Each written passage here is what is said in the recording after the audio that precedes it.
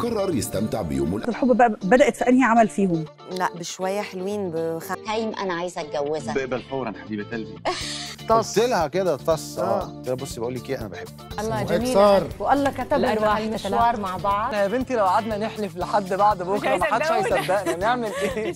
في كتير من قصص الحب في عالم المشاهير بدأت بشكل بسيط جدا، تمثيل وشغل وفن، وفجأة كل ده يتحول لقصة عمر. والموضوع ما بيكونش صدفة، لأن الكواليس دايما بتجمع الفنانين لفترة طويلة، سفر وتصوير ومشاهد كتير مع بعض. التفاصيل دي ممكن تخلي شرارة الحب تولع من غير ما حد يقصد. النهاردة هحكي لكم عن أشهر الكابلز في الوسط الفني اللي اتعرفوا عن بعض في البلاتو. خلينا نبدأ بأشهر قصة كلنا عارفينها، أحمد حلمي ومنى زكي. قالك بحبك قبل ما يتقدم بقد إيه؟ لا بشويه حلوين ب5 6 شهور كده. فهي بصت لي كده بحبك قلت لها كده قال لي كده وانا يعني انا كركعك يعني انا ايه اللي يخلي واحده تكركع؟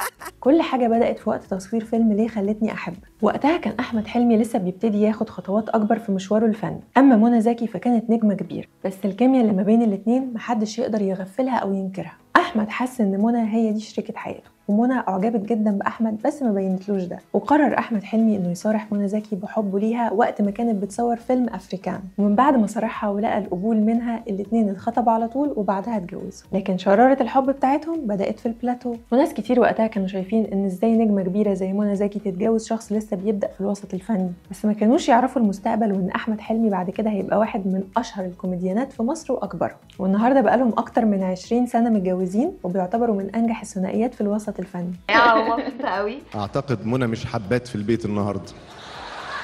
ونروح لثنائي تاني وهم عمرو يوسف وكندا علوش. علاقتهم بدأت صداقة وزمالة شغل، اشتغلوا مع بعض في مسلسل نيران صديقة، واشتغلوا مع بعض في فيلم بارتيتا، وكان في انسجام ما بينهم في الكواليس جدا، بس كانوا مفكرين نفسهم أصحاب، ومحدش فيهم توقع ان العلاقة ما بينهم تتكمل لحد ما تبقى حب حقيقي. انت مش بس بتضحك عليا يا طارق. وبعد سنين وسنين من الصحوبية قرروا يتجوزوا. عمرو وكندا عملوا فرحين، فرح للأهل والصحاب وفرح حضروا كل فنانين مصر، ولحد النهاردة قصتهم من أكتر القصص اللي الجمهور بيحب يتكلم عنها. أضواء بمواقفها الطريفة، قرر يستمتع بيومه الأهم. فاروق الفيشاوي اللي كان مستمتع جدا. وثمرة حب عمرو وكندا خلفوا ولد وبنت، حياة وكريم. وما ينفعش نكون بنتكلم عن الكابلز اللي حبوا بعض في البلاتو وما نتكلمش عن إيمي سمير غانم وحسن الرداد. الحب بقى بدأت في أنهي عمل فيهم؟ ولا قبل ولا من بره الكلام ده خالص، ولا بدأت إزاي؟ اعرف ايمي انا في 2009، وبعد كده حصل 3 صدف قابلت فيهم ايمي ما كنتش عارف شكلها لسه. إيمي وحسن الناس شافوا ما بينهم كيمياء في التمثيل في أعمال كتير، زي فيلم زنقة ستات، مسلسل حق ميت، وأعمال كتير عملوها مع بعض، سواء وهم متجوزين أو حتى قبل ما يتجوزوا. وقبل ما يتجوزوا الناس كانت بتشوف الضحك والهزار بينهم على الشاشة، لكن القصة ما وقفتش عند الكواليس بس. بدأت شرارة الحب بين حسن وإيمي وحبوا بعض جدا، واتخطبوا كمان بس ما أعلنوش الخطوبة. ثم سنة 2016 يعلنوا فجأة جوازهم ويعملوا فرح في الجونة يحضروا كل فنانين مصر وبعض من فنانين الوطن العربي. وإيمي كملت مسيرة عيلة فنية كبيرة، وبقى عندنا ثنائي محبوب، إيمي وحسن الرداد. اقول لك انا بصراحه اصلي اللي انا بحبه قوي، بس هو ممكن مش بيحصل عندي قوي. ونروح بقى لقصة حب تيم حسن ووفاء الكيلاني اللي كلنا عارفين بدأت ازاي. الشرارة ما بينهم ما بدأتش من مسلسل أو فيلم أو حتى أغنية، دي بدأت من لقاء تلفزيوني. اللي خلاك تقعد على كرسي الحكم الليل؟ حضرتك هايم انا عايزه اتجوزها. بقبل فورا حبيبه قلبي. لقاء تلفزيوني جمع ما بين وفاء الكيلاني وتيم حسن، وكان بداية شرارة الحب. ومع تكرار اللقاءات وتطور الصداقة، الموضوع ما بقاش صداقة وبس، وتحول لحب كبير ثم جواز. اتجوزوا وأعلنوا الخبر، والجمهور وقتها اتصدم جدا لأن محدش كان متوقع. لكن لحد دلوقتي قصتهم مكملة ومن أشهر قصص الحب في الوسط العربي. وما ينفعش نكون بنتكلم عن الكابلز اللي بيحبوا بعض وابتدوا في التصوير وما نتكلمش عن نيكول سابا وجوزها يوسف الخال. دغري فكرت انه نحن واصلين له. الله جميل. والله كتب الأرواح المشوار مع بعض. اللي اشتغلوا مع بعض في أكتر من عمل، وكانت بداية الشرارة من أحد الأعمال. يوسف ونيكول من أول يوم كان بينهم كيمياء واضحة جدا لكل الناس ولنفسهم. واحدة واحدة حبوا بعض واتجوزوا وكمان خلفوا. ويعتبروا من اكتر العلاقات المستقره في الوسط الفني ومن اكتر الكابلز اللي بيحبوا بعض بجد.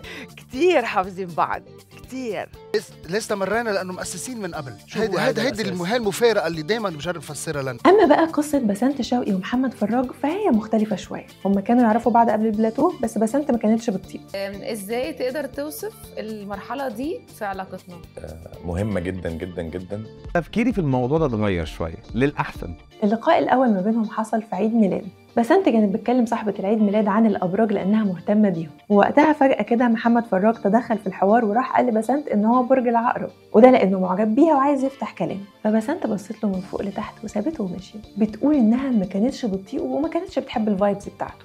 أما محمد فراج فحكى إنه من أول مرة شاف فيها بسنت شوقي فأعجب بيها جدا، وحاول يلفت نظرها أكتر من مرة بس هي ما اهتمتش خالص، لكن القدر جمعهم تاني في مسلسل تحت السيطرة سنة 2015، وكان لازم بقى يصوروا ساعات طويلة مع بعض، فابتدى وقتها يحس إن دي الفرصة المناسبة، وابتدى يحس ناحيتها بطاقة أكبر وأقوى. فضل يهزر ويضحك ويقول نكت متواصلة لمدة 12 ساعة، ويتكلم كتير جدا مع إنه أصلا مش رغاي، وكل ده علشان يوصل لقلب ست الحسن والجمال. وهنا بسنت ابتدت تحس حاجات هي كمان تجاه محمد فراج، وجه يوم 15/5/2015 وقرر فراج إنه يصارح بسنت بحبه عشان يتفاجئ إنها هي كمان بتحبه. ونروح لقصة تامر حسني وبسمة بوسيل، واحدة من القصص اللي بيتقال عليها إنها شبه الأفلام الرومانسية الجميلة. القصة بدأت قبل ما يتعرفوا على بعض بسنين. بسمة كانت طالبة في المغرب وكانت مهووسة بتامر حسني، كانت معلقة صوره في أوضتها وبتقول لأصحابها إنها هتتجوزوا في يوم من الأيام. وسنة 2009 دخلت بسمة بوسيل عالم الفن من خلال برنامج ستار أكاديمي، وبعد ما خرجت من البرنامج ابتدت تتقرب من الوسط الفني وابتدت تبقى مطربة معروفة. بعد كده بسمة قابلت تامر كمطربة صغيرة بتحاول تثبت نفسها، وتامر وقتها كان في قمة نجاحه وكانوا بيعملوا دويتو أغنية مع بعض، لكن اللي محدش كان متوقعه إطلاقا إن الموضوع ياخد منحنى شخصي. تامر حبها جدا ولقى فيها البنت اللي بتحبه ببساطة وصدق، وبسمة وقعت في حب الشخصية الحقيقية لتامر بعيدة عن الكاميرا. وبعد فترة من التعارف والصداقة الموضوع اتطور لحب. جواز كان حلو ولا أحلى ما في الجواز الخلفة؟ لا جواز حلو جدا، وانا ضد اللي بيقعد يقول احلى حاجه في الجواز الخلفه. والجمهور اتفاجئ جدا لما اعلنوا جوازهم فجاه سنه 2012، خصوصا ان محدش كان واخد باله ولا متوقع اللي بيحصل في الكواليس. ونروح لواحده من قصص الحب اللي بدات بهدوء جدا، قصه حب المطربه الاردنيه ديانا كرزون وجوزها الاعلامي معاذ. قصه بدات بهدوء لكن فجاه لقت نفسها تحت الاضواء. دخلت بتسالك وتقول لك هو انت مهرك كان ايه؟ او ناس كتيره يعني وكانه المفروض ان انت تقفي في ميدان عام وتقولي للناس انا اتدفع لي كذا مهر مثلا.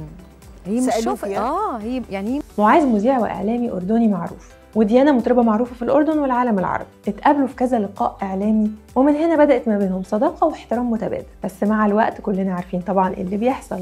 معاذ اللي كان دايما بيشجع ديانا في شغلها وبيظهر معاها بشكل غير مباشر في الكواليس بدأ يحس بمشاعر ناحية ديانا، وهي كمان بدأت تحبه. ومحدش من اللي حواليهم أو حتى من الجمهور كان يتخيل إن الموضوع ما بينهم يوصل لقصة حب حقيقية وجواز. وفي 2020 قرروا يعلنوا خطوبتهم، وزي ما قلت لكم الإعلان كان مفاجأة لأن الناس ما كانتش متابعة تفاصيل العلاقة دي. وفي سبتمبر 2020 في الأردن عملوا فرحهم اللي أثار ضجة كبيرة والناس كلها اتكلمت عنه، خصوصا إن ديانا دخلت الفرح وقتها بفستان ملوكي وطلت عروسة كلاسيك جدا، ودايما حياتهم الزوجية حديث السوشيال ميديا. وديانا اتكلمت أكتر من مرة إن معاذ هو سندها الكبير وإنه بيدعمها على المستوى الفني والشخصي، والعلاقة ما بينهم دلوقتي الحمد لله مستقرة لحد اللحظة دي. فجأة خطوبة وكتب كتاب وجواز وحمل وخلفة، وده بيبان في الصور والفيديوهات اللي بيشاركوها مع جمهورهم. ونروح بقى لقصة الحب الأسطورية ليلى زاهر وهشام جمال. القصة اللي بدأت بشكل بسيط جدا وتحولت لقصة كبيرة وكل الناس بتتابعها. القصة بدأت من جوه الشغل والكواليس، والبداية كانت مع تصوير أول فيديو كليب لليلى واللي كان من إخراج هشام جمال وكمان كان من إنتاجه. وغنته غنوة مظبوط. الغنوة دي ضربت ضربة. احنا يا بنتي لو قعدنا نحلف لحد بعد بكره محدش هيصدقنا. نعمل ايه؟ وقتها ليلى كانت لسه في بدايتها كمطربة بعد ما الجمهور عرفها ممثلة، وكانت محتاجة دعم وتشجيع كبير، واللي حصل ان هشام وقف جنبها وبقوة واداها ثقة في نفسها. ومن جوه تصوير الكليب بدأت القصة. العلاقة اللي بدأت بمجرد تعاون فني اتحولت لحب واعجاب حقيقي، رغم انهم اشتغلوا مع بعض قبل كده في مسلسل في بيتنا روبوت، الا ان الحب بدأ في الكليب ده، وقبل كده ما كانش فيه اي حاجة بجد. كل الناس لاحظت ان في كيمياء ما بينهم من وقت تصوير الكليب، وبصراحة من قبل كده كمان. وبعد فترة من الكليب ده اعلنوا ارتباطهم، وده خلى السوشيال ميديا كلها تتكلم عنه. وما تنسوش انهم قبل ما يعلنوا انا اول واحدة اكتشفت انهم فعلا ارتبطوا. معلش لازم افكركم اوعوا تنسوا، ودايما علاقة هشام وليلى حديث السوشيال ميديا واهتمام الناس، خصوصا انها نجمة وبنت نجم معروف، وهو منتج وملحن وحد ناجح جدا في مجاله جاله والعلاقة كبرت واتطورت بسرعة. وبعد قراية الفاتحة عملوا خطوبتهم في أجواء عائلية بسيطة، وده بسبب وقتها ظروف وفاة المنتجين المصريين ال3. وبعد كده جه كاتب الكتاب وسط حضور من الأحباب والأهل، ثم الفرح الأسطوري اللي عمله هشام لليلى في منطقة سقارة الأثرية في مصر. ومن جوه أول كليب غنائي لليلى زاهر بدأت قصة حب ولا في الأفلام، قصة حب بدأت بشغل وانتهت بحب وجواز.